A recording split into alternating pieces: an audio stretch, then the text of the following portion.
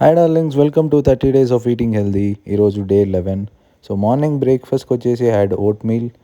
దాంట్లో strawberry, papaya and almonds and pumpkin seeds వేసుకున్నా.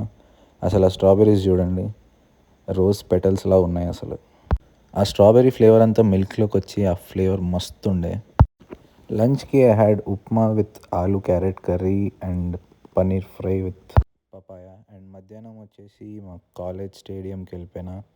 మంచిగా 2 hours ఫుల్ బ్యాడ్మింటన్ ఆడేసినాం. మా కాలేజ్లో ఉన్న one of the best facility ఇది.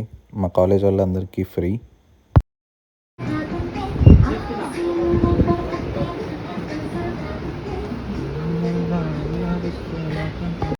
కొత్త నైఫ్లు వచ్చినట్టున్నాయి. ఎప్పటి నుంచో అనుకుంటున్నా నైఫ్లు తీసుకుందామని. ఒక 2 పడేద్దాం. డిస్క్లైమర్, కూరగాయలు కోయడానికి మాత్రమే.